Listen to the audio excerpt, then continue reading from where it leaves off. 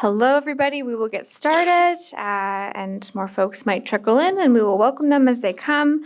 But welcome to the session. I'm sorry that you have to hear me speak more if you were at the keynote this afternoon, but we are in the very, very exciting The Power of Public Libraries in Ending Homelessness, which I'm so thrilled to get to moderate. I think this is going to be super cool. My name is Chloe. I'm one of the board members with CAEH, and I'm very excited to have you all here today so we can learn more from folks who are doing really cool work with libraries and homelessness. So in this session, we will be learning about the initiatives that public libraries from coast to coast are taking to respond to, reduce, and end homelessness, from supporting vulnerable populations and serving as a day shelter to serving as a low-barrier ID clinic. Libraries are playing an instrumental role in the response to unsheltered homelessness in Canada. We are located, as we all know, in Chipuktuk today, which is the traditional and ancestral territory of the Mi'kmaq people, and we are very grateful to be here and have been invited so warmly in by the host community. So thank you so much, everyone, for being here. We have 3 presentations for you today, supporting vulnerable populations in public libraries. That is Kelly with the Brantford Public Library, the Halifax ID Project Low Barrier ID Clinic Model, and that's Sheena and Eric with Halifax Public Libraries, and then finally the de facto day shelter Public Library Services for customers experiencing homelessness, and that is Sarah with the North Vancouver City Library.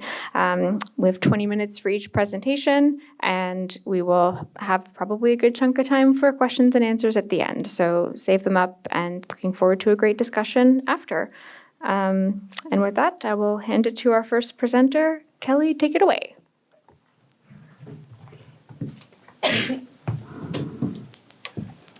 All right, so I'm Kelly Nielsen. I'm from the Brantford Public Library, and I'm going to start today's session by talking about public libraries and how they can be utilized to serve vulnerable populations within our communities. So I'll give you a little bit about Brantford. It's a city of just over 100,000 people, and it's growing rapidly. We're a largely blue-collar manufacturing city, and we're still working to recover from a large loss of agricultural industry in the 80s and 90s. It created a really high rate of unemployment, and we're still seeing the impact of that today. Over the last couple of years, we've been struggling to serve the specific needs of our vulnerable populations, and like most of your communities, there's a noticeable shift in those experiencing homelessness, addiction, and mental health issues, especially in our downtown core. Brantford has made national newspaper headlines over their struggle with the opioid crisis. For such a small city, we have a very large concentration of issues in comparison to others. I'll give you a little bit about who I am. I'm the manager of public services at the library. I have a team of about 40 staff who kick butt in delivering services, programs, and delivering information to the community. It is a hard job, and they do it well. I'm from Brantford. I'm born and raised. I left for a number of years. I backpacked, and I ultimately decided to come home. I have a deep love for my community, and I enjoy making even that small little bit of difference every day. As a librarian, I am in a unique position. I do have my Master's of Information from the University of Toronto. I went to library school. It is a thing. But I have my undergrad degree in criminology. And I remember when I first started my library career, I had a lot of people ask me how you could get from criminology to public libraries. And I remember being like, this is the most ridiculous question in the world. The answer is clear. But the people that were asking were in very traditionalist library roles, and they clearly didn't see sort of the looming changes within society that were about to happen. I'm very blessed to have my dream job, and libraries are my passion. I love librarianship, and I'm never going to be bored in my career because libraries change with their community, and our communities are always changing. So I think that's great. I guess that brings me to why I'm here talking to you. I applied to present at this conference because through my experience, and I think just sort of public library experience in general, we're overlooked as a community resource. We're just not so seen as one of those essential services. And as a librarian, I think that's really sad. And it's bonkers. It's crazy. So I'll just put it out there. Because for me, public libraries are one of society's greatest investments. It's the biggest bang for your buck, if you will. We touch everyone within the community. But I know not everyone sees the value of libraries, and we can often be seen as archaic places that just hold books. So in the effort of advocacy, I'm here to share how public libraries can support social service work and vice versa. So, transition. Maybe, there's actual transitions in there. So my hope for this presentation today is that you're gonna understand what public libraries do, that you will recognize the connection, because there is one between libraries and social services, and learn ways to partner with libraries to support the vulnerable populations within your community. And not so secretly, I sort of want my passion for libraries to be a little bit contagious and leave you with a little bit of excitement. So, as I mentioned before, there are lots of people that just think we're outdated and we're unnecessary. So I want to give you the big picture of what public libraries are. I want you to see how libraries can be used by the communities, but also those that are most marginalized, because we welcome every member of the community, housed or unhoused. So I'll start at the start. We're buildings, and we're usually big buildings, and we're usually in the downtown core. And if communities are lucky enough, they have branches in different neighborhoods that represent those neighborhoods. As long as you follow the rules, any person within the community can be within the library. You can't loiter here. You don't need a specific purpose to enter the library, and the time limits are literally from the time the doors open to the time they close. There is no time limit, which is incredible. It's free. There's no purchase that needs to be made. You do not need to purchase a coffee to stay for an hour. You don't need to purchase a cupcake to stay a little bit longer. You get to do whatever you want as long as it's within the rules. We're often talked about as that valued third space, that place that isn't home, that isn't work, that's a place that you can just be. I think that's something very special about libraries. And like I said, we're open to all community members. So seniors, students, adults, youth, children, newcomers, and especially those that are experiencing homelessness. We offer services and resources, programming, and here's some of the things that can benefit those people that you probably serve every day. We have free computers, Wi-Fi, printing access, technology help, washrooms. I never thought in my wildest dreams that I would talk about washrooms as much as I've done in my career, but I'll leave that topic for another day, because public washrooms are not accessible. They do not exist in most communities, except for the public libraries. There is space to warm up. There is space to cool down. We have water fountains. We have free access to collections, which includes those physical books, but it also includes digital books and newspapers and movies and music and technology. And most libraries now have crazy amounts of different types of collection, like museum passes and provincial park passes and sports equipment and tools. But we also have online resources. One thing I just want to take a second, that most libraries have, we have LinkedIn Learning, and most libraries have something very similar. And that's a great benefit to you as service providers, but also to your clients. One way that we use it for is those court-mandated sessions that they need to attend, whether it be anger management or topics on mental health of coping with depression or concurrent disorders. So I urge you to sort of take a look at what your local library experiences, because this could open up a whole new avenue of training for staff. We've got programs, tons, the traditional style, programs that focus on literacy and learning, but tons of programs now just exist to provide social connection. It's just a place to come together, to chat, to have a hot drink, and to provide food. We're low barrier. We're constantly striving to break down those barriers. Almost all public libraries now are fine-free, or at least striving to get there. We want to make sure that those that are in need of our services have the free access to our services. One of our most valuable assets is our trained and knowledgeable staff. They are kind and empathetic workers, and they come into work every day trying to make a difference in every individual that comes through the door, whatever their need. We've had to do a lot of training within my library on empathy-driven care, customer service, opioid and overdose training, de-escalation. Honestly, you name it, we've probably done it because it's been excessive, but it's been necessary. And one of the staff we are lucky enough to have on our staff is a social service worker. So this leads me to my section where I want to discuss the connection between library work and social service work.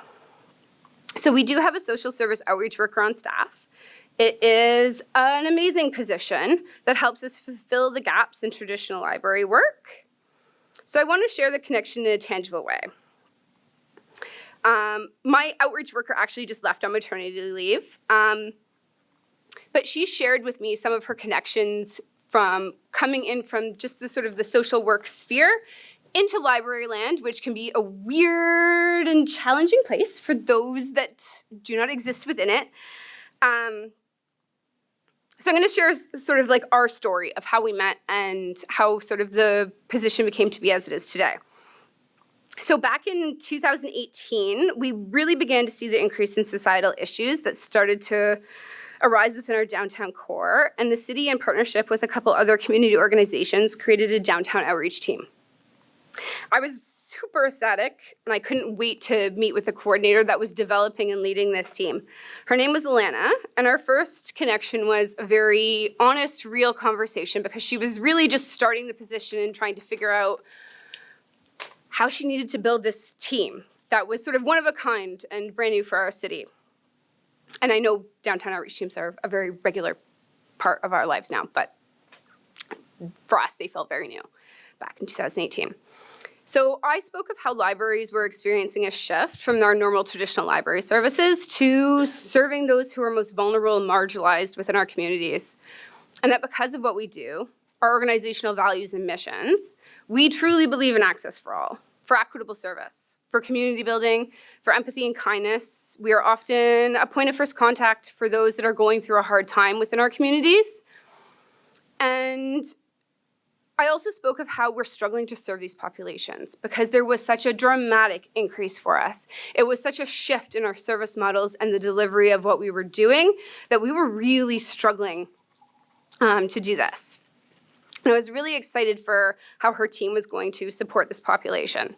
So fast forward a little bit, and she continued to develop her team. And one thing she shared was how surprised she was in the overlap that existed between the services, the clients that she was serving and the people that utilized the library services and space. It was sort of the first time that she began to really see that clients felt that the library was a space of safety, that it was accessible in a way that other spaces and services weren't. And over the last few years, we found ourselves sort of touching base, sharing information, and working together to serve lots of the same individuals. So we found that library staff often do serve lots of those same individuals that those of you in social services know well. We also found that the library staff have contact with a lot of customers or clients that other social service traditionally don't have access to. Then at the end of 2022, we had this vacancy come up in our outreach worker position, and Alana came to work with us at the library. And honestly, she's been a perfect candidate for the role because she's been really willing to sort of embrace what libraries are and understand the difference between social work and libraries, but how they function together. So one of the most important things that she shared learning since she started at the library was she's been in the social service world for a long time. And she's still dealing with a lot of the same clients, but in the library, when she's working with them there really has to be something that makes them feel inherently safe within the library space because her relationships are developing and the connections and what they're sharing about their lives and where they want to go is completely different than she's had in working on the downtown outreach team or within withdrawal management. And she's worked in a few other roles within our community. So I just think that that's something really special about how the two disciplines connect and how that they can support each other. So Brantford Public Library is blessed to have a full-time in-house library position, but it hasn't always looked like it does today. So we were actually one of the first libraries in Canada to have a dedicated employee, a full-time employee especially, dedicated to the social service field. Back in 2008, we had a very high teen pregnancy rate, which brought a lot of youth issues that were sort of coming to a head, and staff really didn't know how to support it. So we brought on a child and youth worker. And that stayed with us until 2020. When pre-pandemic, the rise of the opioid crisis and the housing crisis sort of created that predominant need within our space. And our staff really didn't know how to serve these vulnerable individuals that sort of honestly materialized overnight. And in library land, you'll often hear, we're not social workers. And I want to stand up here firmly and say, we are not social workers. We're not. There is an overlap in service and there is an overlap in mandates, but library professionals have a very different set of skills, and so do social workers. And they shouldn't be replaced or confused with each other. And I think there's a place for them to sort of coexist together. In 2020, the children and youth position became vacant due to a retirement, and we really jumped on the opportunity to make changes. We knew that they needed to happen, but we just didn't know how to make them. And then the city brought forward an idea to do a piloted partnership to create a community housing outreach worker that was based in the library. There was a lot of successes of this position, but the focus was on housing, which is a great need within our community and every community, but it wasn't the sole need within our library system. And so we had to make the hard decision, and we pulled out of the pilot project, and we reintroduced the role as it exists today as a social service outreach worker. This position serves anyone within the library, any library customer, but it predominantly serves those that are underserved or marginalized with complex issues. The main role, I guess, is to provide service, and they do that through drop-in hours, appointments, programming, and outreach, is really to just sort of create that safe place to talk, to build relationships with customers, whether one-on-one or in groups. They do a lot of assistance with documents or applications for identification, unemployment, jobs, social assistance, pensions, disability, even court things that come up. But the main role would be system navigation and referrals to other community resources and organizations. This position has the ability to create those relationships and really get to know a person and then help them out in a holistic way of like where they need to go and help them sort of navigate those systems all together, because a lot of the time there's different steps in the process and you need them to sort of work together to get where you need to go. This position also supports staff after incidents, and it provides some staff training and development opportunities. This isn't a unique position within libraries. You'll see it a lot. Sheena is one of them. Other libraries do it in different capacities. Some do part-time positions, some do a mix of positions where part of it's library work, part of it is social service work, and they hire like a specific incumbent based on those skills or training or education that they have. There's a lot of libraries that do partnered services where they have agencies come in to provide services on certain times or day during certain programs. So that's something, there's all sorts of unique opportunities out there. So that's something, especially if your organization has an outreach mandate, to maybe think about exploring, because libraries definitely have a great need to fill that gap with marginalized populations that their staff might not traditionally be used to serving. So speaking of partnerships, like most organizations, we partner because we can't do it all. Whether it's funding, staffing, or just internal knowledge, we can't do it all. So we rely on our partners. So I'm going to share a couple of the partnerships that we have happening right now, and I'm just going to give the basics. I'm just roughly go over them, and you can reach out with questions if you have them later on. One of my favorites is a drop-in program that we hold on Friday afternoons called Community Connections. And it is a drop-in program where we invite community partners to come in, and they come from all different areas. They come from housing, they come from crisis services, they come from healthcare services, really anywhere. And they come in on Friday afternoons just before everything else closes for the weekend, and they get to fill out applications. Clients get to connect with workers. They get to sort of come up with a pathway or a plan for how to navigate their future, what steps, whatever that might be. Or it's just a place for them to come chat, get a hot cup of coffee, and a bite to eat. And we focus a lot on sort of healthy, nutritious foods, and it's gone right away.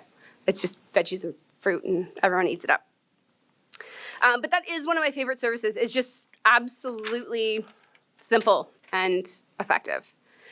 We also send our outreach worker weekly out with the downtown outreach team. We find this is a great way to create connections, and it allows for that warm transfer and continuative care between services. That pilot project I mentioned before created a nice working relationship and opened up communication lines between the library and housing department, which didn't exist before. We were very siloed in what we did, and it made it very hard to serve the populations that were asking us for service. It also gave us access to HIFIS, which we regularly use to check the status of available beds in shelters. We use it as a documentation tool, and we use it to help keep that by name list up to date. Because like I said, we touch base with a lot of individuals that might not access those traditional social services, and it keeps those accounts active, where they don't go inactive, which is important to keep accuracy in data. We work with local organizations like St. Vincent de Paul to provide us donations of surplus of clothes, shoes, personal care items. This is really helpful to us, especially in crisis situations, or even like minor crisis situations where a woman gets her period in the washroom but doesn't have a new pair of pants or menstrual products. So just little basic things that can create like sort of catastrophic events in someone's daily life. We work with our Housing Resource Center. We run a housing search computer lab. It happens twice a week. It runs at the library because we have a computer lab, so it allows them to serve more people than they could at the facility that they have. Library staff also help create resources to help make the process easier for people that are searching for housing, whether it's just which sites to search or system navigation tips. We've created some documentation around that. And then as our community connections grew, organizations started reaching out for assistance with identification support, especially around health cards. And I'm based in Ontario, so Sheena's going to talk about a really cool program, but it's not something that would necessarily work with in Ontario, which sucks. But library cards are a really good form of identification support. They have your name and signature on them. But traditionally, libraries, we have very strict requirements, and it's for that reason. It's that people use a library card for identification support.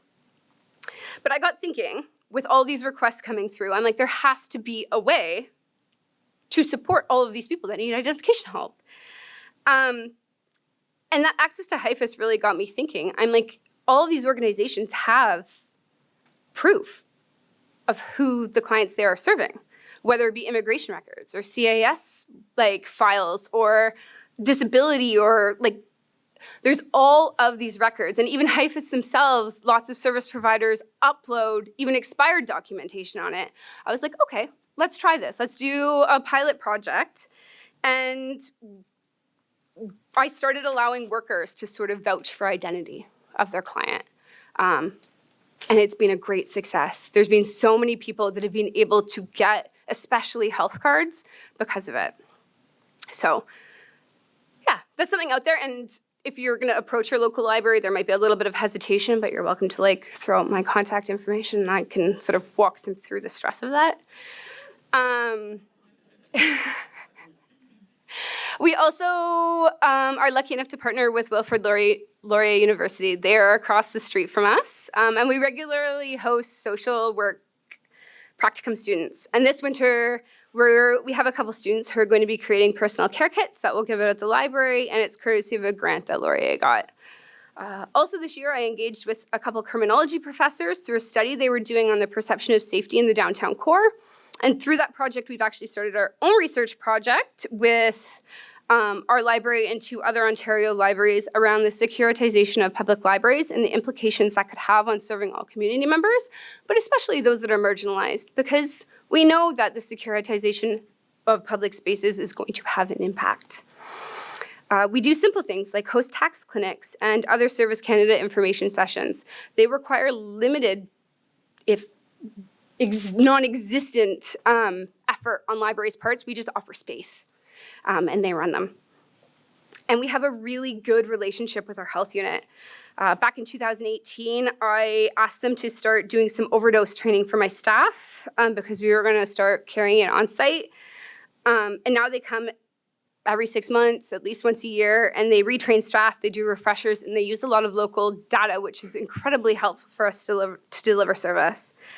But then back in 2022, I was really struggling to keep naloxone on site, and pharmacies were making it a really big challenge to restock full kits. And the Ontario Naloxone Program doesn't find libraries as, I don't know, what's the word? They don't technically qualify. So I asked our health unit if we could find a loophole, and they were able to help us get an exception made, and we were one of the first libraries in Ontario to be approved for the Ontario Naloxone Program. So now we have as many kits as we need, and we can give it out during our drop-in hours and programming. We also work, though, something that's going to be new is wound care kits. So this again started just with a growing frustration. The warmer weather came, and we started seeing people coming in with exposed wounds. And our rule is, as long as it's covered up, they can come in. But we didn't have anything to give them to cover up. So I reached out to the health unit, and voila, a solution. They were already creating these wound care kits. So just a super simple, partnerships are a great story. And libraries, we have space. We have space. We have so much space for the most part. Ask us to use it.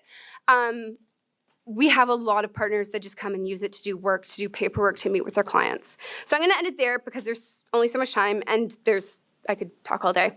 But that really is it. There's my contact information. I have cards at the front if you're interested, and I could talk about libraries and partnerships all day. So I'll leave it there.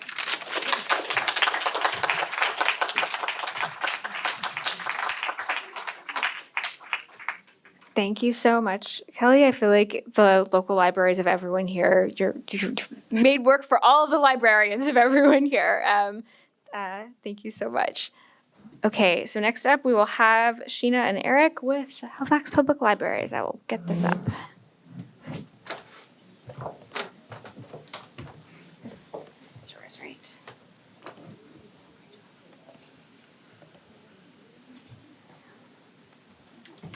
I'll stand on this side, Yeah, sure. closer to the mic. You can lean over. Why would I have to stand closer to the mic, Eric? Very different. I guess we'll introduce ourselves in our relative roles and talk about this sort of specific project that the library got to have a big role in. So, I'll you go Sure. first. Yeah, sure. Yeah, make sure you press start. I wanna Oh, yeah. Thank you. Yeah, my name is Eric Johnson. I currently work at a shelter called The Bridge, but up until like a few months ago, I worked as a street navigator, which is how I got involved with the ID project. And so I always said the library was my second office. So that's why I was part of this. Yeah. And my name is Sheena Jameson. I work at Central Branch of Halifax Public Libraries. We're just down on Spring Garden Road, the very big glass building that looks like a stack of books or railroad cars, if you prefer. If you haven't seen us, come see us. My title is Community Navigator. I'm a social worker by profession. So I started in 2019 at Halifax Public Libraries, and my role, it's not an even 50-50 split, but some of my jobs are working with staff to train them on how to serve vulnerable people. I directly supervise our security team, and I work a lot with our vulnerable populations in terms of direct service and programming. One of which is this. So we began the Halifax ID project, as well as a student of yours, Kaylee McKean, who is now a fully fledged social worker. And it came about after COVID-19 lockdowns had kind of lifted and restrictions got eased a little bit. Access to most services, at least here in Nova Scotia, was really difficult for most people to access, especially people who are unhoused. Photo identification was a top need, identified by... To the mic. Oh, yeah, sorry. Photo identification was a top need identified by the unhoused community and members and agencies who supported them. Access Nova Scotia, the joke is like it's called Access Nova Scotia, but it moved far out into like it's hard to get to. It's a 20-minute drive away. Yeah, and the bus ride, is forever. It costs $17.20 to get an ID, and if you can't swing it, you can't swing it. Lots of people live precarious lives. Even if they pay for it, it can tend to be stolen or taken or lost or whatever. Is it a good use of your time as a service worker to drive 5 clients a week to Access Nova Scotia? And people at the library, our regulars, our customers are saying, I don't have ID. It's the thing that I need to like jumpstart my reconnections into all these services. All of these support workers were saying nobody has ID. We should do an ID clinic. We all had the same idea. Yeah. The important thing here is just how we try to make it as low barrier as possible, because, yeah, as people who are experiencing homelessness and people who work with them know, like, there's a lot of barriers to people getting access to things. So one thing that, as a street navigator, that I came across a lot, we worked for years and years and years to get people to qualify for income assistance without a fixed address for the longest time. To get an income assistance check, even just like a bus pass, you needed to go to a shelter, you needed to get housed or something like that. And so there's this large population of people who are outside that didn't get anything. So we eventually changed that so that you could have no fixed address and be able to get income assistance, which was great. But then all you have is a check. And so you can't cash a check. I'm pretty sure you can't cash a check legally without ID.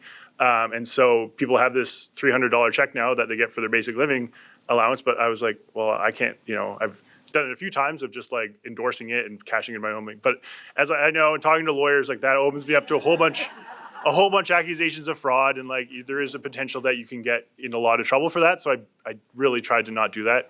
And I was like, all right, let's work on getting ID. And so I was often driving people to get ID, because you need ID to open a bank card in order for me to not get sued for committing fraud. So that was a big part for me. But as these things, ability to receive mail and just all these things, like everybody knows, I think, how important it is to have ID and how important it is to have a bank card, bank account to cash your checks. So those are the main things. But like, I think we could, I don't know if the next slide is,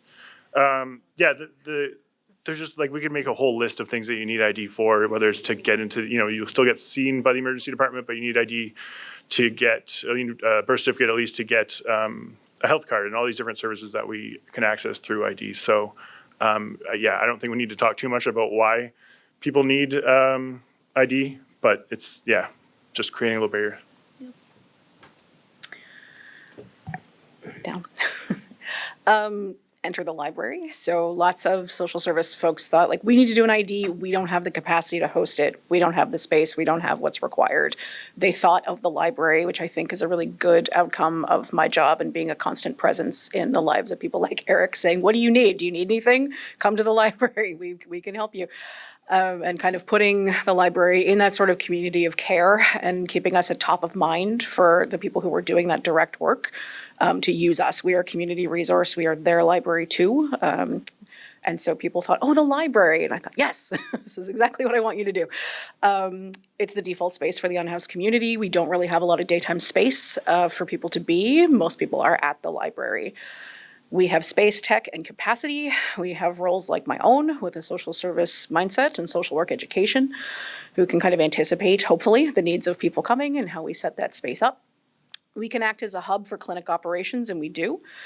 So it starts and ends at the library. People come in for the ID clinic, they register, they see our partners at Access Nova Scotia, but because you need a fixed address and because IDs are now mailed, gone are the days when I was young, a million years ago, you could go into Access Nova Scotia, print an ID and have it in your hand and leave with it. That is not true of today. It has to be mailed back to you. So they come back to the library for folks to pick up. That's another way we can reduce a barrier. And we anticipate the needs of unhoused persons. Just to further to that part, the library, and like the previous speaker was saying, like the library is just the default daytime drop-in space for folks. And like Sheena knows probably half the unhoused population of Halifax, because especially the central library, the hours are like 9 to 9 or 8 to 9, I think, every day. And they're open all the time. And I used to joke, like I could, but it's true that I could just spend an entire workday, just show up at 9 o'clock at the library. You'll see a group of people waiting to get in, work with those folks, try to work through things, and just spend your entire day. Just new folks keep coming and going through the library, and that you just see half of the population in Halifax, at least, of unhoused folks. And I've heard the same thing in smaller communities too. I've talked to some colleagues in Truro, and they're not a very large town, about an hour away.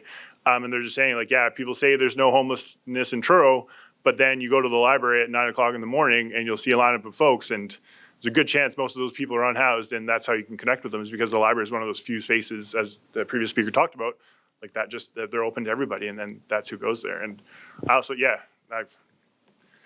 I could throw in some personal anecdotes about my own history using the library when I didn't have anywhere else to stay, but it's really, really good spot for everybody. I think also Halifax Public Libraries, we have 14 branches throughout HRM, and I think we are situated in a good place in terms of anticipating needs of folks who are unhoused. We don't have a rule against sleeping, for example. So, we try not to bother people unless it's a health and wellness issue or a first aid issue. We have a program that gives away free snacks and food. If you were in the presentation with our CEO, you may have heard about a little bit of that. We try to be least restrictive and most welcoming, so I think we were in a good place to do things like this and know what those needs are. How it runs, you come in, you register, probably with me at the desk. I ask you just your information and your date of birth if I have to track down your application, how to get a hold of you. We do look to community partners, like Brunswick Street Mission has been super helpful, and other agencies that work with folks who are unhoused to come in and be the registration and be the hands and the help. They register, again, with Access Nova Scotia, who really does the heavy lifting in terms of processing IDs. They were a really willing partner in this, and Eric will talk a little bit more about their mandate and how that became possible to make it low barrier.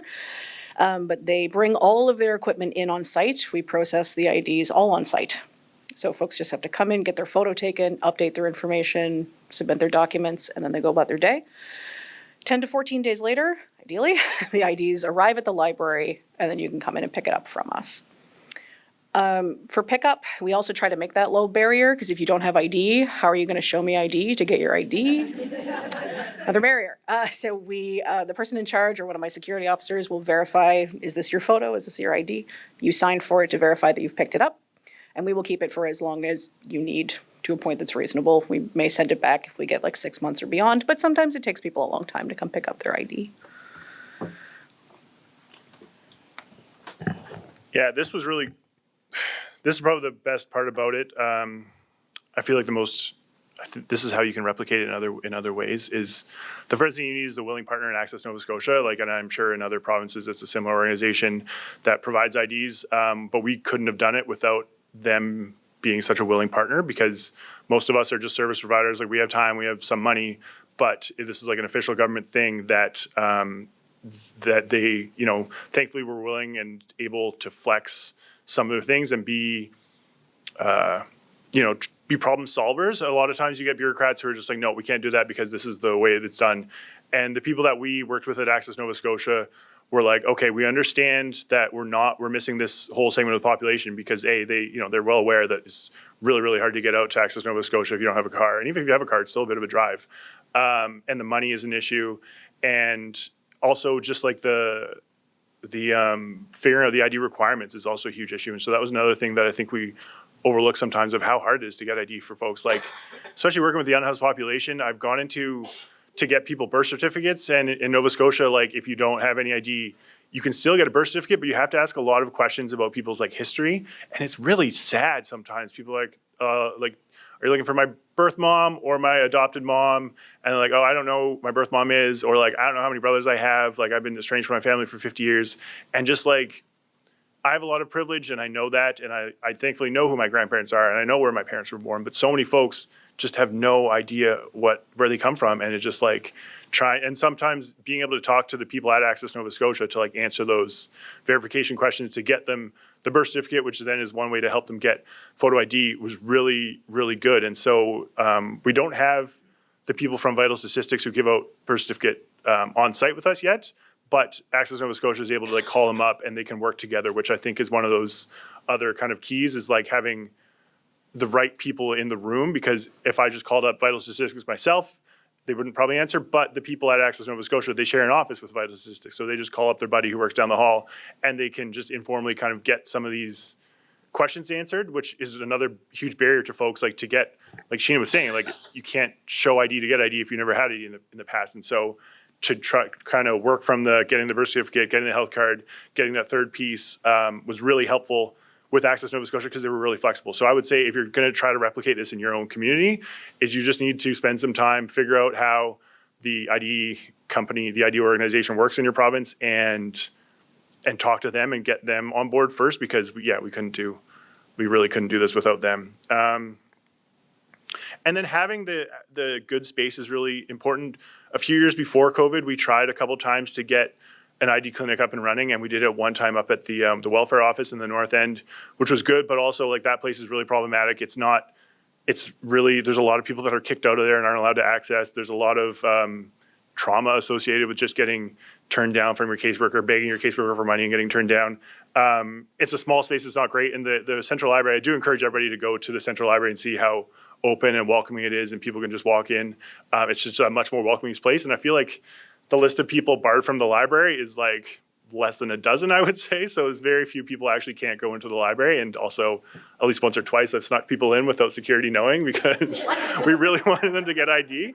I think that's the key thing, is having the library also being that community partner. And I don't know, I was just the guy who bought coffee and donuts to it just to make people feel more friendly. But another thing too is I'm pissed off. I will say this, is AHANS is the community entity for Nova Scotia, and I did reach out to them for funding, but under their Reaching Your Home agreement, they denied funding for the ID project, which I'm still bitter about. I was like looking for like a few $1,000s a year. I was like, come on guys, I don't know what the statistics were. Do you remember? They're high. Yeah, we've got a few hundred people ID last year. And I'm like, seriously, just give me a couple $1,000. And they're like, sorry, Reaching Home, we can't fund it. I'm like, screw you guys, man. Like, fine, it'll come out of my own budget, which was at the time, like I can't remember what my project budget was for the year, but I had like $20,000 for the year. And I was like, fine, I'm going to buy coffee and commit staff time to this and just not beg the government for money. But it's not an expensive thing because Access Nova Scotia covered most of it, which is super helpful, but it's even $17.20 isn't that much money for agencies to cover. Yeah, I think that's that. I will say, so Access Nova Scotia does waive the fee entirely. It is free for folks who come to the clinic and fit the sort of eligibility criteria. We use the criteria set out by the Canadian Observatory on Homelessness, which has 4 items. Don't ask me what they are verbatim, but folks who, are unsheltered, living rough, whose living situation may not meet health and safety standards, or folks who are at risk of homelessness. We know that's a wide category. That does give us some sort of leeway around folks who just live very precarious lives and are at risk in different populations. We don't quiz people at the door. We say what the ID clinic is for. If you know what you're here for, come on in. So we're not going to, which criteria are you? Are you unsheltered? We don't make people talk about that. And having the fee waived is good. We have in the last 2 years, and it's true, the barring list at the library, we try to be least restrictive in terms of who cannot be at the library and for how long. It's something I work with the security team on. We have also taken it out of Central and gone around to different branches. So if you can't be at Central, chances are you can be at another branch, or as Eric said, he didn't sneak it. I knew they were there. But if you're just there for ID and you need your ID, we can probably work through it if it's possible, and it has been most of the time, to safely get someone ID and then they go about their day. It's probably better for us in the long run that person is more connected to different services, and we build that relationship back with them. For them, when they come back, they don't have to leave again, and we prevent that. Limitations and considerations, it's only accessible to people who are close to or can get to the ID clinics. So like I said, we do the core one at Central once a month. Oh, that was the most important thing. So we've done it for about 2 years. We have given folks, over 600 people have gotten their ID at the ID clinic through the library and the ID project, yeah. So we average anywhere from like 20 to 50 people per month. And if we do it twice a month, we also do clinics at like other branches, smaller branches. We have a buddy branch on Gottingen Street, which is the Halifax North Memorial Library, rooted in a historically African Nova Scotian community, so we have them there as well. We are trying to move it around to different branches in the library system, but that's limited. There's need all over the province. We get calls about how did you make this work all the time from other places. We would love to move it and have it more accessible, but Access Nova Scotia, everyone's capacity is limited, so we recognize that. Some areas have higher participation than others. Downtown locations are the most popular. We're trying to find those little pockets of underserved people in the community. And struggle to find funding to make it more sustainable in the long term. The library can absorb a lot of that through my role. Other community agencies can as well. So that's kind of where we are now, and probably why we have sort of a ceiling. Identified needs for getting ID. So lots of folks who come to us, this is kind of why they need it or what they do after. Banking, big one, all in caps. That's very important. That's what people do. Sometimes as soon as they pick it up, like, I'm going to go to the bank downtown, down the street. You're like, awesome. I know exactly how your day's going to go. It's going to be great. Connecting to income assistance, also a really important one. Getting transportation back to family and back to a housing option. Signing a lease.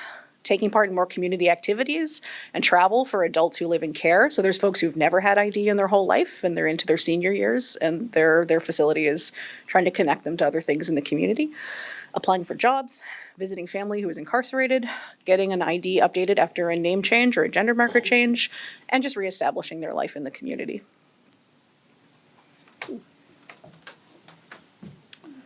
Yeah, so like I said, Access Nova Scotia has been really helpful here. The federal government was tougher to get on board because it's if people need social insurance number or something like that, there is the the Service Canada offices that they can go to, but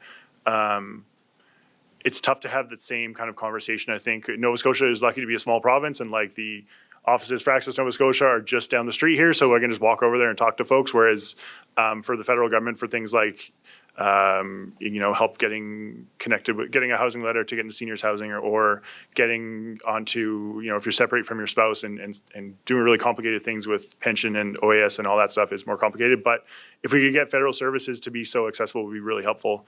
And then, I kind of mentioned earlier about birth certificates and how nice it would be to be able to give people birth certificates. Vital Statistics has been really helpful, but I don't think they have the same mobility as Access Nova Scotia. I don't think they can just take up their computers and everything that they need and move to different places, right?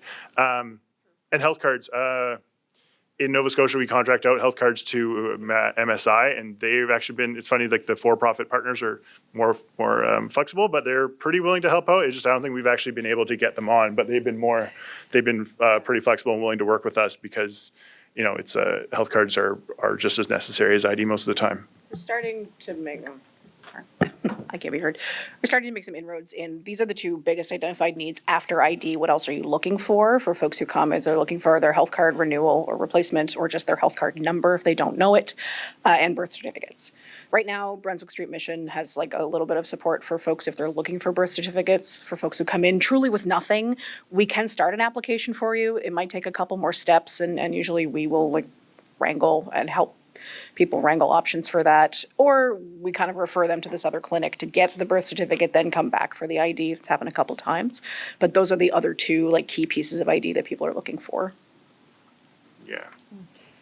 And I guess that's another thing too about the ID is that we do something for everybody who comes in. Sometimes that's just taking a picture and putting their file on hold until they have the required other documentation to get their ID, because they can't.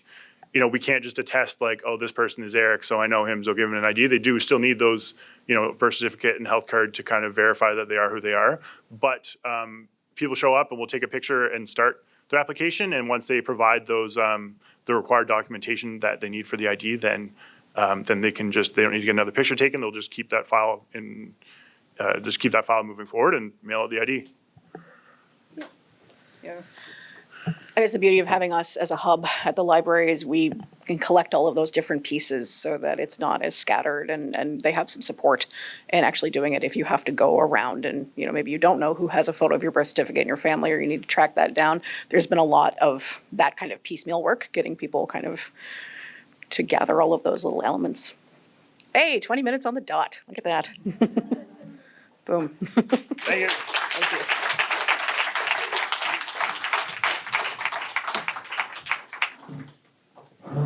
Thank you so much, Sheena and Eric. I feel like that was part presentation of a very cool idea and part confessions with Eric, which was, unexpected and fun surprise.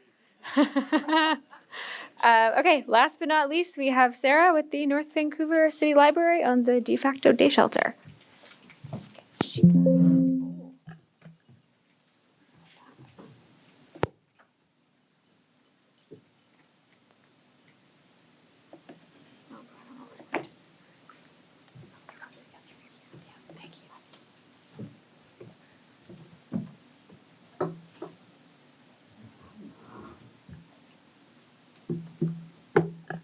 Okay, hi everybody. Thank you so much for joining us for this presentation today. My name is Sarah Tarsia, and I am the Manager of Public Services at the North Vancouver City Library. I apologize for the appearance of this slide. I didn't look like this when I submitted it, but that's okay. All right, so I'm going to be talking to you a little bit about what Kelly was speaking about, just making the case for why the public library has a role to play in ending homelessness. I'm also going to speak about a specific program that we have at the North Vancouver City Library that we found has been quite successful. But to start us off, I'll give you a little bit of context about our community and about the municipality that we operate in. So we are a single branch library. We are a small city, so we have a population of just over 62,000. We are a busy and a growing city, so we're in the top 3 of BC's fastest growing cities in 2022. According to the most recent homelessness count, there were 121 individuals experiencing homelessness, so unsheltered homelessness. Of course, we all know that those are not accurate numbers, but they are the only numbers that we have. So in 2020, that's not the most recent. In the most recent, in 2022, we saw the number of people experiencing homelessness increased by 39%, which I think is really significant, especially for us as a small community. And some of the context for that is the average rent for a one-bedroom apartment in the city of North Vancouver is over $1,600, and that's, on the low side. Another context in BC is we have a very high rate of what's called no-fault evictions, which are evictions where the landlord says they're going to use the space for themselves or their family. They typically don't do that. They rent it out for hire. So 85% of evictions in BC are no fault. Having experienced one myself this summer, they are very difficult, and they definitely contribute to the struggles people have with housing in our communities. All right, so our program at the City Library is called the Open Door Community Hub. And so its first iteration was as a warming cooling station in 2019.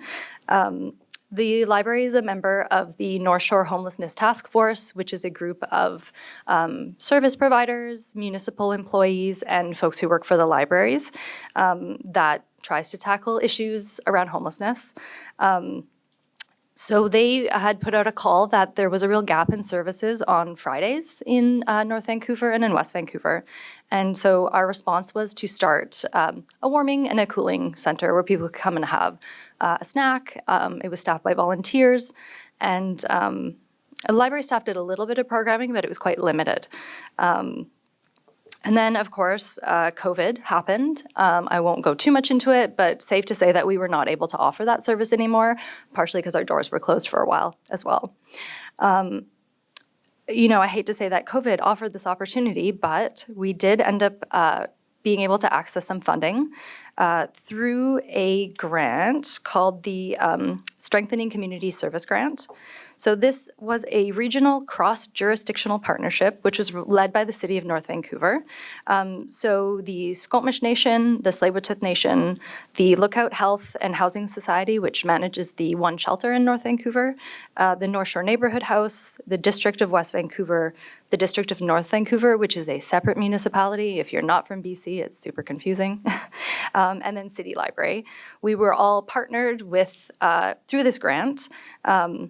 And the purpose of it was to provide additional temporary services to unsheltered individuals who live on the North Shore.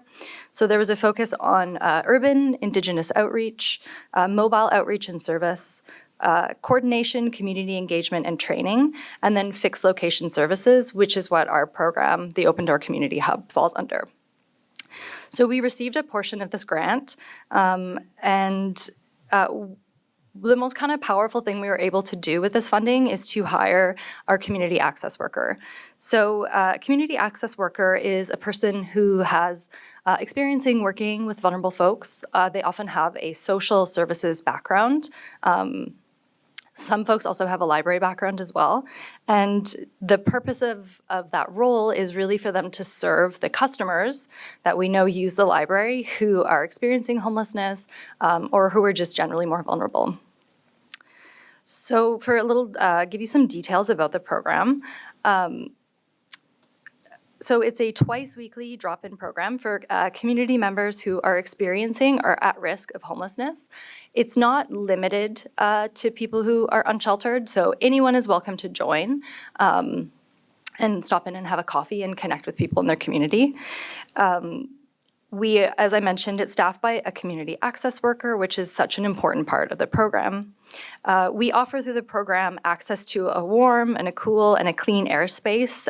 Given the context of the increasing wildfires that we're seeing every summer, the clean airspace is becoming a more and more important service for our community, especially for people who are unsheltered. We offer snacks, hot and cold drinks. We also have care packages with hygiene items and clothing. A big part of this program is opportunities for social connection for people who may be also socially isolated due to their living circumstances. We offer entertainment, movies, TV, puzzles, books, newspapers, and games. We, as a library, offer access to information and referral services. And then we do some specialized programming in the space. So we've offered foot care clinics, art therapy, a really popular paint-along workshop. We do bike repair workshops. We have an upcoming gear repair workshop, so people who want to fix their raincoat or their sleeping bag, they can come in, access sewing machines, and we'll teach them how to fix them. And we choose the programming based on the requests and the priorities that we hear from the customers who use the Open Door Community Hub. They have great ideas. And so these are just some posters from the different programs that we have offered in the space. There's one that's just about the drop-in, and then the other two are sort of those specialized programs that we've offered. And then this is a photo from our paint-along program. That was really fun. Our staff member really loved doing that one. So for some quick stats, we average about 300 visits per month. And so for the size of our community, that's quite significant. Would say the program has been a success. So in addition to providing like a warm, safe, warm, cool, clean air space for people, we also have seen some success around helping to, in a small way, lessen some of the stigma against folks experiencing homelessness. Because although it's marketed specifically towards vulnerable people, lots of people just like to pop in and grab a coffee and often end up socializing with everyone who's in the space. It's hard to be afraid of or have hatred towards people when you actually get to know them and see what their lives are like and see that they're people that are just like you. And it's also really great for library staff. I would say library staff have different capacities as far as their comfort with working with people who are vulnerable. And so having our community access worker and having people in our space, it teaches our library staff how we need to treat all people and how we need to be welcoming. This has also given us an opportunity to really connect with a lot of different community organizations. So we work with the local shelter, we work with Vancouver Coastal Health, with CMHA, and they really support us in connecting people with more robust specific services. We've seen a lot of really lovely relationships and friendships form in the space as well. We have a gentleman who's turned 80 recently, and he celebrated his birthday in the space, and it was just like such a nice moment. And he spoke to how much the program was so important to him as far as making connections and friendships with people. Let's have a look here.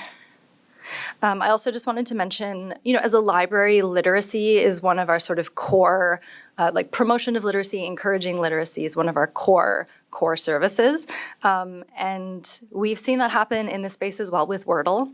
So we started doing Wordle every Friday because sometimes the space felt a little awkward. It was people kind of sitting around staring at each other. Maybe there was a little tension in the room. And so our brilliant community access worker started doing a weekly Wordle tournament with folks who were there. And people got very competitive. They love it. We've since had it so that customers actually come in and they lead the tournament themselves. And folks have said, my vocabulary has improved since we started doing this together. So we managed to get that literacy stuff in there as well. And it's just been such a good way for people to connect. That's it's not fraught. So we were having some political discussions and stuff in the space, and this has just really helped redirect the energy in the room in a really positive way. Who would have thought?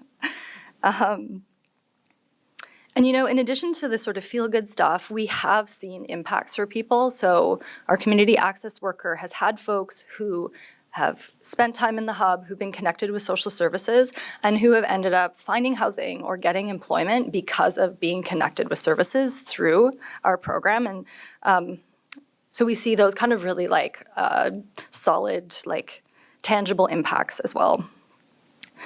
And I've lost, okay, so why the library? And I think Kelly has spoken really well to this in her program, but I'll just reiterate it because it doesn't hurt to repeat it.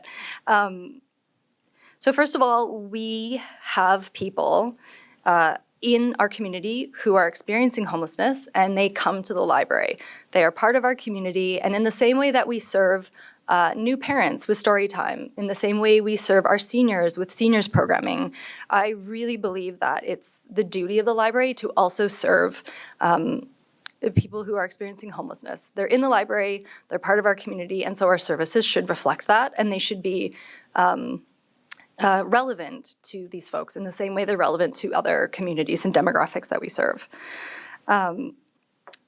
And in many ways, this program builds on things we were already doing in the library. So prior to offering any kind of specialized services, we saw people who we assumed were homeless accessing library services. So, this is why I call this the de facto day shelter. We're relatively low barrier. We're not perfect. We certainly do still present some barriers for folks, but we're a place where you can come and use the internet. You can hang out. And as Kelly mentioned, we're one of like the last places that you can go and you don't have to buy anything. You can just be, and that's okay. So I really think for folks who do social services, it really makes sense to partner with the library. So for us, serving homeless folks, the idea of ending homelessness, it's not a library service. It's outside of our mandate as an organization. It's far outside of our capacity. But what we can do is be like a piece of the puzzle, a piece of that bigger picture. And so if you are a person who's providing social services and you're looking for places to connect, or if you need a space, as Kelly said, we will let you use our space for free. We want you to come to us. Something that's been quite successful is North Vancouver has a navigator program. They work out of North Shore Neighborhood House, but a lot of their clients have expressed that they actually prefer to meet at the library. It's a little more anonymous. Everybody is there. All sorts of different people are there. So you can come in and have your meeting with your navigator without it sort of feeling like conspicuous, I guess would be the word.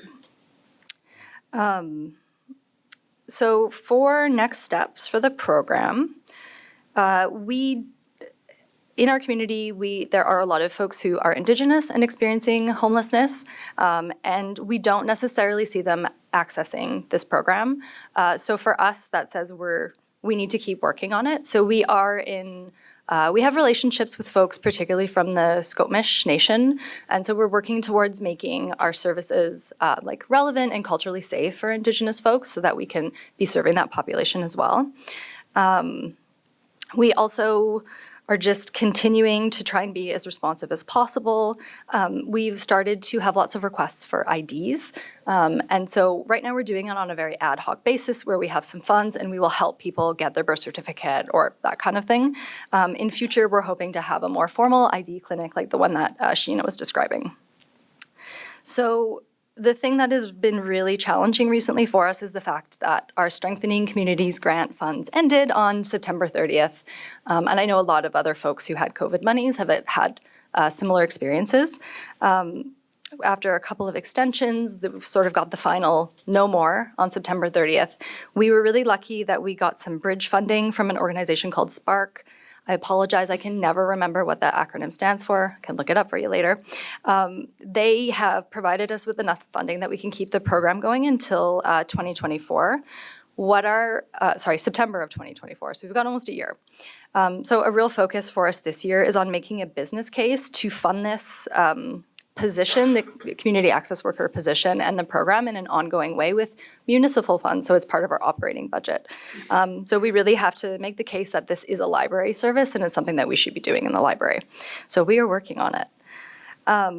So that's kind of everything that I had. I just wanted to do some quick acknowledgements because I get to stand up here. I get to come to Halifax and speak to this, but I also sit in my office while the Open Door Community Hub is happening. I pop by and say hi, but I don't do the hard work. So first, I'd like to acknowledge my colleague Monique, who was instrumental in starting the warming and cooling station and really like putting her hand up at the Homelessness Task Force and saying, we can help with this. And our community access workers, I just really have to shout them out. They do the hard work of like moving the furniture, setting up the room, making the coffee, and then also connecting with people. And they do a lot of emotional labor, and they make the program a success, and they really help people. And of course, our community partners, like I said, we are not experts on homelessness. We can't fix it. But our community workers come and they really make our services more impactful. And then, of course, our funders, our grant funders. We definitely couldn't do it without them, even if they did take the funds away from us recently. And that is everything I wanted to share with you. There is my contact. Thank you so much for your attention.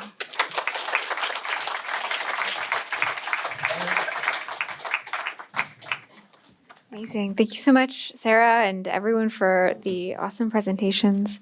Really want to go hang out and play Wordle in the Wordle tournament. That sounds so fun. We've got about 25 minutes for questions, and we've got a volunteer with a traveling mic. So we'll point folks out. Even if you're close, please read the question into the mic so everyone here and off on at home can hear. And yeah, let's start.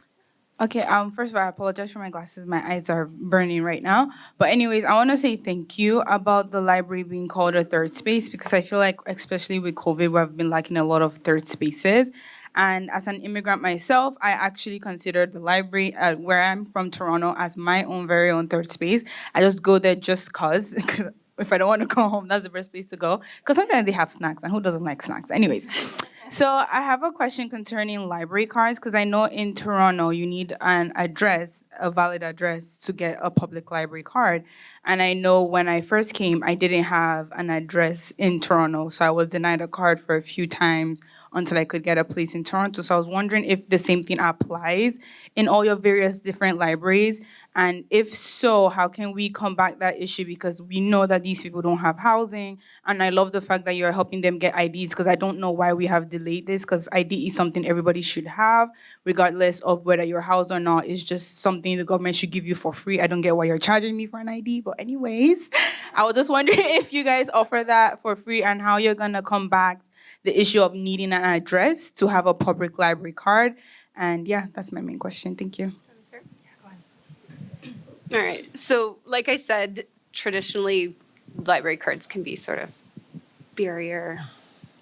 Yeah, they're heavy barriers. But we're trying to break them down, and a lot of libraries have, I guess, sort of different levels of membership. So there's like the full membership, which does require that proof of address. What I was talking about for how I help the organizations that are approaching Brantford Library, I issue temporary cards. So libraries call them all different sort of things, access cards. I can't even, there's so many names. And I'm sure TPL would have something very similar. But basically, it just gives them that plastic card with their name on it and the ability to put a signature on it that gives them the ability to take it to Service Ontario or wherever they're going. And it does give them some borrowing privileges of physical items, but there are limits on it with number of items and types of collections. So like for Brantford Library, a temporary card isn't going to give you instant access to take out a laptop. And there's a 4-item limit for most people. Exceptions can be made. Like, we're very good at making exceptions and living within that gray area.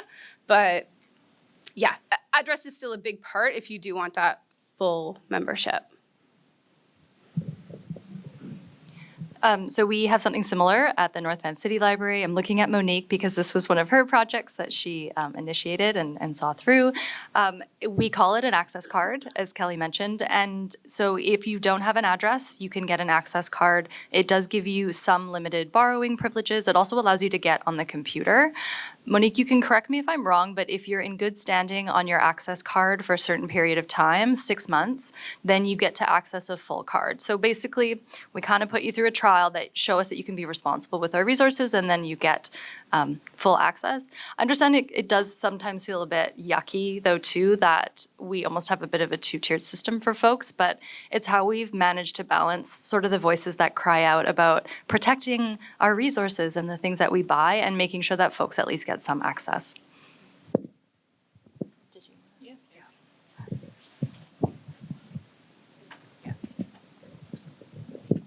Unsurprisingly, we're very similar to what you're doing. For Halifax Public Libraries, we require a piece of ID. We're really flexible on what that could be. We've taken hospital bracelets, cards you get out from incarceration. If you truly have nothing and are connected with an agency or a shelter, we'll take that address. And if you can get a letter from a supporting person in that shelter, we can set you up with a library card. We will have limited access to borrowing materials. You can use our computers at any point with a guest pass. Ask the kids who play Roblox all day how to get around that.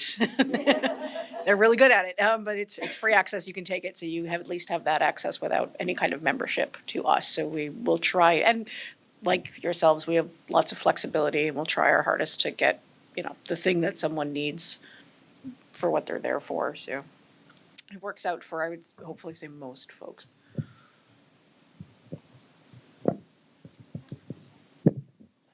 Yeah, so thanks so much for great presentations. And as the son of a librarian, I really value all the work that you're doing. The question I had about you mentioned securitization and the security issues. I'm from Winnipeg, and we've had some unfortunate incidents there, and an increasing, at least perception of a security issue, that the workers want more protection, but at the same time that creates barriers for access. And the balance that the city's landed on there is there's metal detection, you get a bag search when you go in, and then there's 2 police officers on the other side there. So that creates a barrier, I think, for some people to access the library. And I just wondered if your communities have had a different response, because I'm sure that the situation in Winnipeg isn't that different than Halifax or Brantford or some of the communities in the Metro Vancouver area. So how have you landed on that balance, and any recommendations there? We can apparently take it out. Yeah. Oh, that's so much easier. I'll hold this. Maybe. I know Sheena has a good. We'll end with Sheena, because hers is a really great approach, though, which I think that most libraries will probably get to with regards to security. For Brantford, we contract out. We're part of the city's corporate security team, so it gives us access to additional guards, which is great. But the nature of contracted guards is hard because they are not always properly trained. I'd say about every 10 guards I get, I send 8 of them back. I'm very big on the relationship building, and it is key to be in our spaces, to be able to build those relationships, live within that gray area, to educate people, give second chances. It's really important. But we look at Winnipeg, I think, from outside libraries, and we're like, that is not what we want. That scares us, or that scares me. I'll speak for me. That it scares me that we could lose serving such a big segment of the population because of the presence of metal detectors and police and just that heavy security presence. And while there is a balance, because the community does want to feel safe, that looks different to different people. And sometimes just a uniform can cause people to not use the space. So definitely just trying to hire and find the right people to be in this space, and make sure that while they're in this space and they're keeping people safe and they're roving about, that they are forming those relationships. Library Land, we love Ryan Dowd, and he talks about pennies in the cup. We love him. And he is an amazing person. But we talk about the pennies in the cup, building up that relationship before something negative happens. And I make all of our security guards, contracted or not, and it's on our library's dime that they're watching it and they're learning and they're making sure that they're building those relationships before they have to ask them to leave for the day. And the security within our space works very well with our team. They're a part of our team. And I was telling Sheena last night, our security guard plays on our baseball team. But we want to make sure that they're working together because we all have a set of different skills and we all have different relationships with different customers. And sometimes you need to tag in and out. And sometimes staff are going to be better equipped to deal with whatever disruption or incidents happening than a security guard. And we're just better at it sometimes. We just are. And it can be hard for them to see that. But we have the relationship with them and we can talk to them. We can be like, hey, so-and-so, like, don't do that. Don't do it. Like, if you do it, you're going to get kicked out. Is that what you want? But we have that relationship where we can talk to them like that and we get a more positive response. So I don't know if that answers your question, but yeah. So Halifax has like they're leading I think actually Winnipeg is sort of starting that too, or is it Edmonton? I'm not sure. Well, I mean, somebody died there last year, which is tragic, but, and the details of it are a bit blurry. It's not all those communities. The situation there is still at a very high level of security, and I think as much as you're talking about educating the security guards and building a relationship between the security guards and the patrons, I think there's also a lot of education work that needs to happen with the staff to get to a point where they can see themselves fitting into this system because they want, I don't know, I think a majority of staff, not all staff there certainly, but a majority of staff would just rather lock the doors so they can do their work in a safe way. Yeah, sometimes. When I started, lots of library staff were like, oh God, are you here to make me a social worker? I don't want to do that, which is like, fair enough. You didn't sign up. You signed up to work in a library. You didn't sign up to do this. And I had to work on actually some of the education I bring can help you being a library and being an effective library. So our security, the title of our security officers is Security and Community Liaison Officers. We hire and train in-house. We don't contract out as an external company. It doesn't tend to work for us. I have 4 staff at Central right now. Most of those positions are designated African, Nova Scotian, and Indigenous, so that we're reflecting the community we serve in some part. Just so happens the whole team is now. We train them, all staff. Safety is everyone's responsibility in the library. Security is there to do some enhanced stuff. We're all trained in de-escalation, mental health first aid, and just building relationships. So we fall back on that social work phrase of the relationship is the resource. Kind of like Ryan Dowd, he wrote the book Librarian's Guide to Homelessness, if you ever want to read it. And it's really about getting to know people and building reciprocity and preventing the things before they go off the rails. And can you please not do that? If it's someone I have a good relationship with, you're like, dude, come on. Sometimes come on, man, is a really good strategy to de-escalate people that we know really well. But it's a team. We work together, and they are not heavily uniformed. They have a polo on that has the logo and security is on the back. That's as far as we go. But part of their job is making people feel welcome in the library. It's not just that you meet us on a punitive. The first time we meet should not be a punitive time, and I'm their direct supervisor, so we work really closely together. So that's kind of been our approach to security.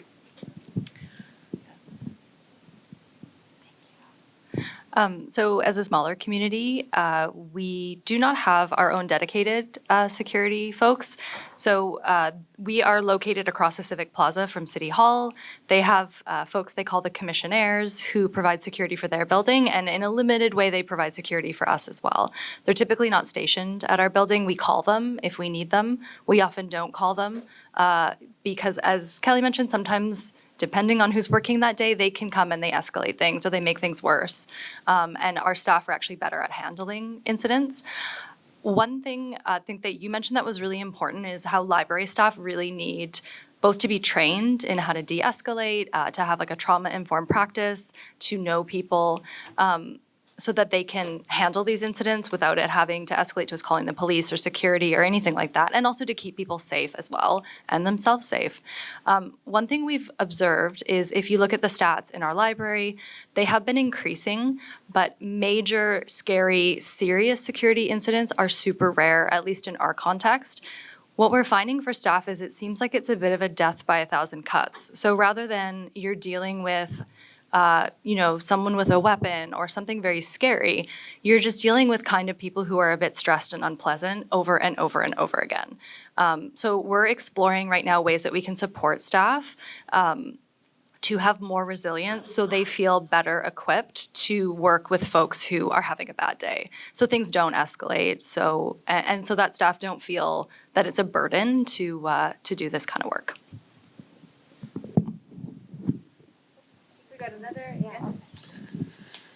I just want to start by saying thank you for your presentations. We're from Kitchener, Ontario, close to Brantford, and we work at the Community Health Centre on a mobile outreach team doing primary care for people experiencing homelessness in spaces where they are. And I just want to speak to our experience in partnership with the Kitchener Public Library and how impactful that has been to our work and the support that we can provide to our community. We're in spaces where people eat, sleep, and spend time in community, specifically the shelters. But we found that we were missing. There was people that we were missing in serving because oftentimes at shelters you can't be in the shelters during the day, or if you can, people need breaks from those spaces. And in our community, many of those people find themselves in the library. So we wanted to push the envelope instead of, just getting referrals from the library staff, to push the envelope and actually bring full scope primary care into the public library. And so we're there for 4 hours every week doing almost anything that would be done at your family doctors, as low barrier as possible. And so I'm just curious to know, we're trying to figure out across the country if anyone else is doing that, and if they are, would love to connect to hear about your experience, what's working, what's not working, and also just to offer if anyone else is interested in learning more about the possibilities of this model, we'd be happy to share, because out of all of our partnerships and all the places that we provide healthcare, this was one of the easiest clinics to get going, and it's been hugely impactful for our community. So curious to hear if anyone else is doing this, and if anyone else wants to learn, just come connect. I just want to say that's amazing. That sounds like a really great partnership. Love to hear that. Yeah, Brantford has a couple different sort of outreach teams, whether healthcare-based or youth-based, that, like I said, they just use the space. And the partnerships really did start with them just coming and using the space. And whether they had a different colored shirt that made them noticeable or just their lanyard, people would start approaching them. And then staff would be like, these people are in this space a lot. And then it would start that conversation. They'd be like, oh, could we have a designated space? Oh, can we advertise? Can we make this partnership formal? And we're like, yeah. It honestly, it can be that easy. It can be that easy. I'm going to put a caveat in there, though, that libraries and harm reduction, there might be a couple more barriers to it, just because we do, for Brantford, we support harm reduction. We believe that there's a lot of great things out there being done, but because we have a zero tolerance for use or impairment in our space, we really do have, we struggle with some of our community agencies who want to deliver harm reduction supplies within our space, and we don't want it to confuse customers. We don't want there to be a loss of library privileges because they don't understand that if they're given a safe injection kit, that they can't use it in the washroom. But that being said, we do have a partnership where I allow the AIDS Network to come and use free space, and every week they come build their kits, and then they go out in their van and they distribute. But they really needed like a bigger space, like a table in a room to sort of get all their supplies together and bag them up. So there's always room for partnership. Just ask.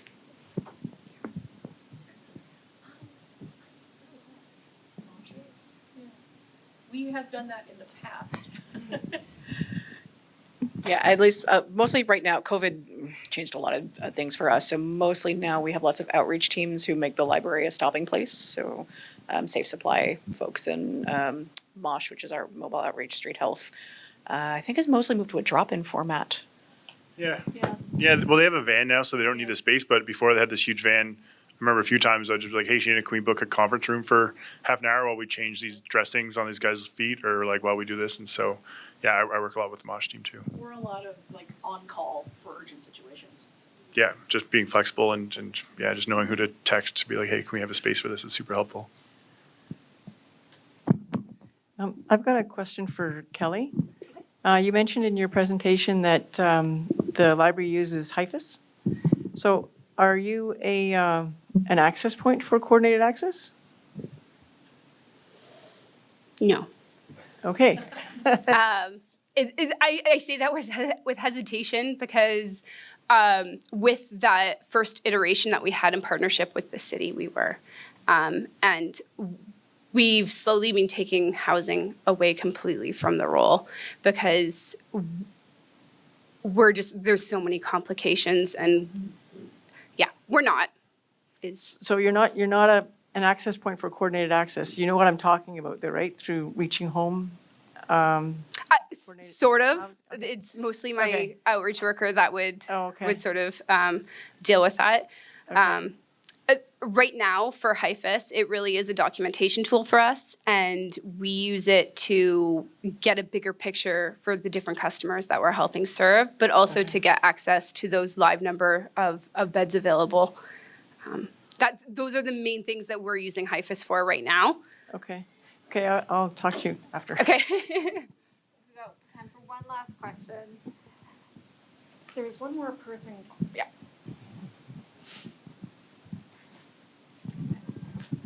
Thank you very much, everyone. This was a very refreshing presentation. As a city planner, it's always, this is one of my personal passions.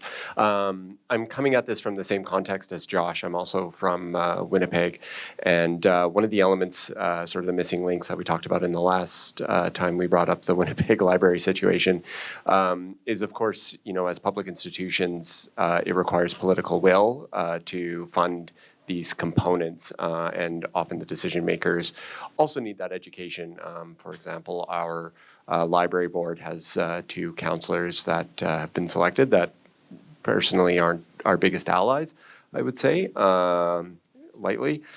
So, with all this wonderful programming that you're talking about and suggesting, that obviously comes with not just grant funding, but also the political will and the political funding to support these initiatives. So I'm just wondering, from our perspective, with the amount of sort of transitioning we have to do in our city to kind of get us to a better place with our public institutions, how did you kind of get that ball rolling?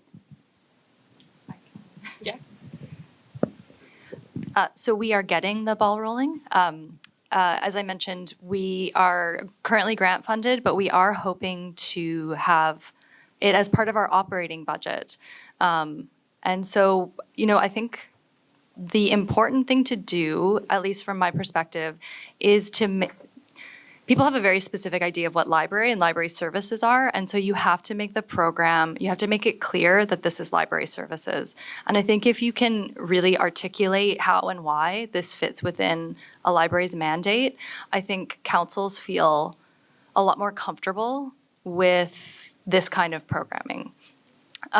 I say that we have not done that yet. We're in the process of it right now. So we can get caught up a little bit in well, shouldn't the province be paying for this? Shouldn't the federal government be paying for this stuff? Why are municipalities having to do this? So it's also presenting it as they're not doing it. And the library can do it as part of library services. So, and also that we're a piece of a bigger picture. We're not out here fixing homelessness, but we are helping. I don't know if that answers your question, but maybe we can talk in a year and I'll let you know how it goes as we try and make our business case for why we want this to be in our operating budget.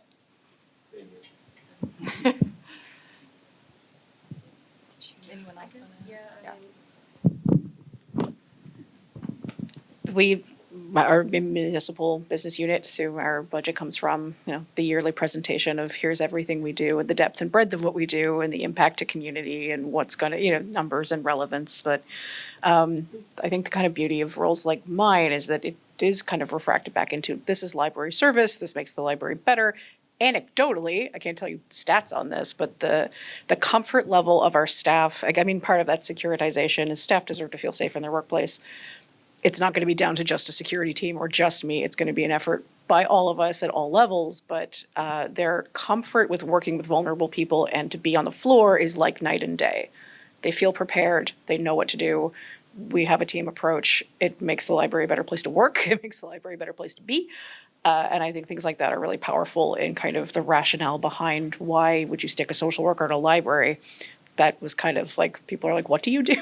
Do you read books all day? Like kind of this, what do you do in a library? But like, it's so much. And I think like the undiscovered gem of the community is the libraries, but like putting that into like relevant terms of like more than just books and so much community service is maybe the thing we, do the least because we're busy doing it.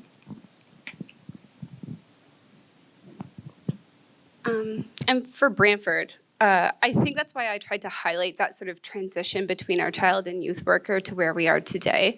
Because when I say that we're blessed to have that funding, it is an annual line in our budget, and it has been that way since 2008.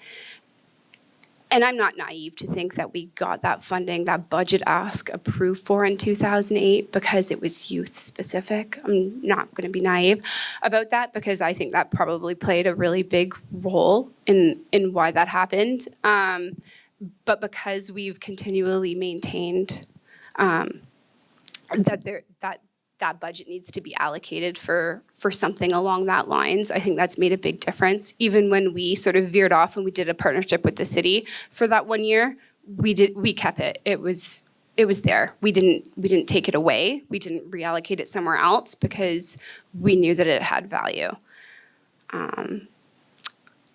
Our increase to full-time security was a budget ask. It took multiple years to get. It was a hard ask. The city didn't want to give it. We had to provide statistics and a ton of statistics, in-depth statistics, while also proving that the library is a safe place, which was a challenge. And then as soon as we got it, the city tried to take it away by creating this corporate security team. And we sort of had to plant our feet firm that our needs were different than City Hall. That relationship building was key. And then where Sarah was talking about the programming budget for her program that's very similar to our Community Connections, ours is very low maintenance. We don't do a lot of like special activities. We do word searches and coloring, but it really is about the community organizations coming into the space and that connection piece.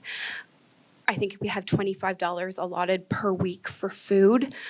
We have a local bakery that donates their day-old bagels and muffins and cupcakes and things like that, and we slice everything up. But that $25 goes to juice, coffee, and whatever fruits and vegetables are on sale, and we dole them up. So it's just part of the operating cost for programming.